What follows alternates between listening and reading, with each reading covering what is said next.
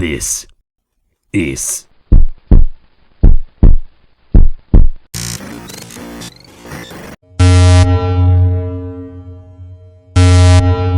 Welcome to the dark side of lust. Today's story is strange, just like the other ones, and it shows what lust can get you into. Sometimes problems, other times prison. And this one is about somebody who went to prison. It's an unfortunate situation, but this is what lust got him into. Well, there was a man that was married to a woman. We will name them Troy and Tracy. Tracy had a sister, and it's not the type of sister that you think, or the type of situation.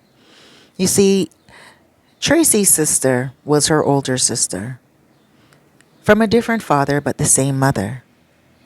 Tracy was the beauty queen, her sister, the opposite.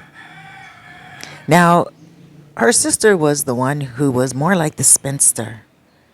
Never had a boyfriend, never made love, never even had her first kiss.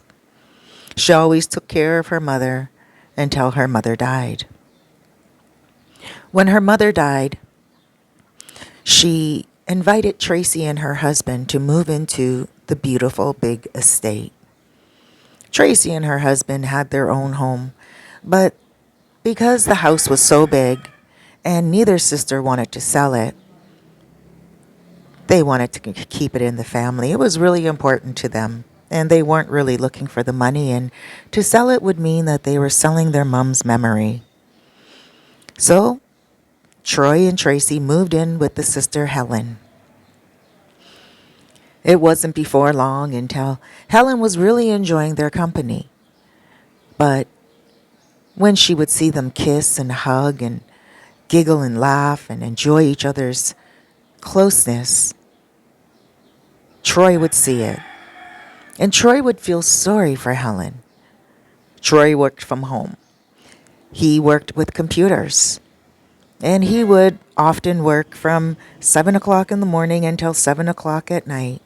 Tracy, she was a school teacher, but she was always working with also tutoring children. So she worked from 8 o'clock in the morning until 8 o'clock at night. And when she would get home, they would all have dinner. Helen did all the cooking and all the cleaning. She never really worked. She was always her mother's caretaker, and because the family had money, Helen wasn't required to work. At times, Helen and Troy would have lunch together, and they would get chit-chatting. One day, Troy said to Helen, "Helen, I know that Tracy and I have this fabulous relationship, and we really love each other a lot, and I'm sorry if we're always hugging and kissing around you. Does it make you feel uncomfortable?" Helen said, "No, not at all. I love to see my sister being loved, and I love to see how much my sister loves you." And he said, "Helen, at times, do you ever feel like you missed out?" And she said, "Yes. I never had a first kiss, and I don't know what it's like to kiss a man. So sometimes I do feel like I may die alone. That's why I'm happy the two of you are here." Troy said, "Helen, I will kiss you. Let me give you a kiss." And she said, "But I mean, I would like it very much just to see what it's like to feel lips on my lips. But I mean, what would Tracy say?" And because Troy felt so bad for her, he wanted to at least give her this one gift. And he said, "I won't tell Tracy if you won't. Tracy would never understand, and I never want to hurt my wife. But I do want to help heal you. And if it's wrong, may God forgive me. But I do want to show you what it's like to at least feel that affection." She said, "Okay." She closed her eyes and he kissed her. Now, her lips were very puckered out and very stiff. and she didn't really get the full essence of a nice soft kiss.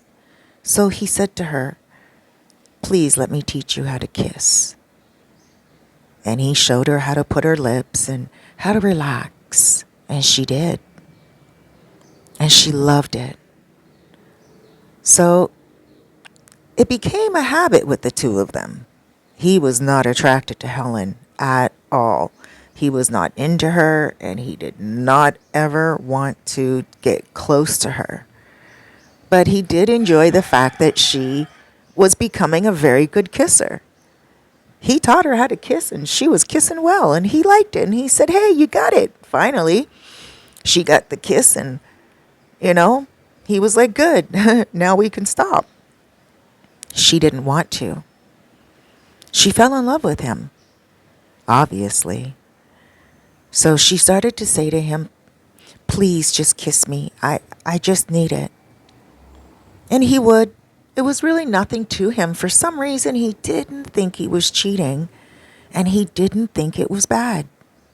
He would kiss her every now and again, not every day, but once in a while, he would give her a kiss. And sometimes he would even walk up to her as she was cooking in the kitchen and surprise her with a kiss. Now, he never ever put his tongue in her mouth, ever. He would just give her nice, long kisses on the lips, soft kisses. And not for a very long time, but enough to say that it was lingering. One day, she did request a French kiss. And he said, "I just feel a little uncomfortable giving you a French kiss. That's going a little too far." And she didn't like that very much. So she put something in his lunch one day to make him tired.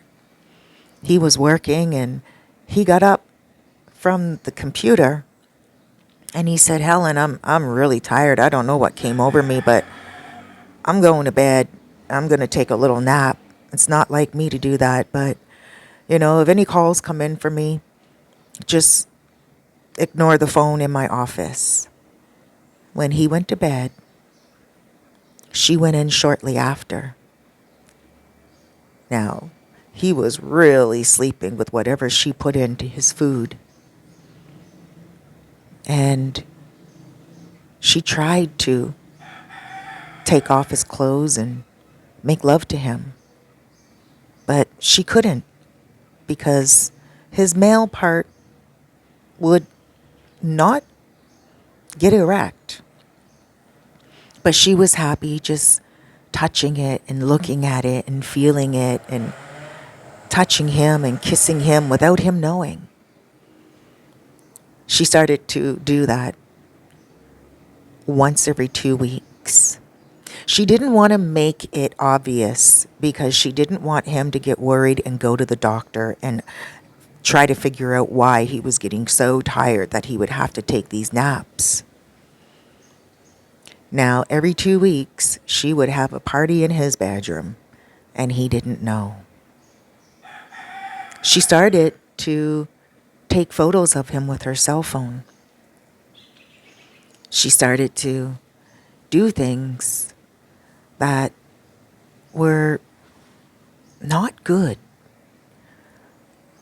Open his legs and kiss and lick and do all types of things, but he didn't know until he started to put two and two together.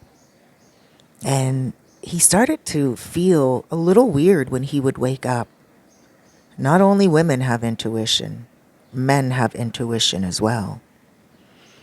So he decided that he was not going to eat her food any longer, because he noticed that it would be every 2 weeks to the date that he would get tired. You see, he was marking it down in his diary, in his day planner. He was a very meticulous planner. And because of him getting so tired every 2 weeks, he felt it was really strange for it to be exactly every 14 days. So when the 14th day was coming, he didn't eat her food. He took it and put it in a plastic bag, and he took it to a laboratory and got it tested. It came back positive for something that would put him to sleep. And he knew then what she was up to. Now, he was a little afraid because he was afraid that if he caught her, she would tell his wife that he actually instigated everything, initiated everything from the beginning. So he didn't really have a foot to stand on. But he was really concerned why she was doing it and what she was doing when he went to sleep. Because on those days that he did go to sleep, he would sleep for hours until his wife got home at 8 o'clock. He would go down at lunchtime, 12 o'clock at lunch after eating, and then he would fall asleep for the rest of the day. He thought that was very weird. So he decided that he would wait for another 2 weeks. And when he did, he pretended that he was going to eat the food. Now, the first time when he put the food in the bag, she went into the room and she said to him, "Oh, you're not going for a nap today?" Okay. Before he went to the laboratory, and he found that weird. And he said, "No, I'm not tired. I don't feel like I need to go for a nap." Well, she doubled the dose 2 weeks later because she felt like he was getting immune to it. She doubled the dose, and he did not take it. He put the food in a plastic bag again, wrapped it all up, put it in his desk, and he went to tell her a little while later he was tired. But he wasn't tired because he didn't eat it. And he said to her, "I'm going to go to my room." And he set a little camera up in the corner of his room that was pointing right at the bed. It was about a half an hour later when she entered the room. She entered the room naked. She laid on him. She started to smell all over his hair, put her fingers all through him, started to rub all over him. And then she did her routine. She went down closer to the bottom of the bed, opened his legs, and she tried to do what she always did. And he jumped up and he pushed her off the bed, and she fell to the bed onto the ground so hard that she banged her head. She actually knocked herself out. He got scared and he immediately called 911. At this point, he didn't care what Tracy would say because Troy knew he was now being taken advantage of. When the police showed up, he told them about the lab reports. He showed them the camera, and Helen was immediately arrested. She did not have a story or an alibi. She told them that he is the one that started kissing her first, but she agreed to it. Now she's in prison. She got 3 years. Could you imagine? Just 3 years. Many people say if it was the opposite way around, the man would have gotten many more years. But at the end of the day, he did try to instigate it. He did initiate it, first of all. So maybe the jury felt that he was part and parcel of the problem. When all is said and done, Tracy has not left her husband. She actually understood because she too always felt sorry for Helen. She's happy that her husband never got aroused and that her husband did have some type of a shut-off valve to say, "No, this is going too far now. I just wanted you to feel what a kiss felt like, some type of passion in your life." Even though Helen got 3 years, she now also got cancer. It's malignant, and it's traveled all through her body. She most likely will not survive the 3 years in prison. And for that reason, Tracy is sad. Tracy has also forgiven Helen. Somewhere inside of her, she understood why Helen would do something like that. Tracy and Joy are very happy. They're living a fruitful life. They decided to put the estate up for sale and move to another country completely. Tracy doesn't visit her sister much because she does live in another country.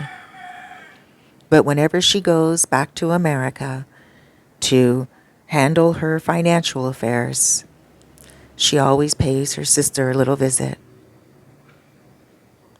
Guys, remember, don't be bitten by the bug of lust. Be smart. Love yourself. Be good to you. Have yourself a wonderful day.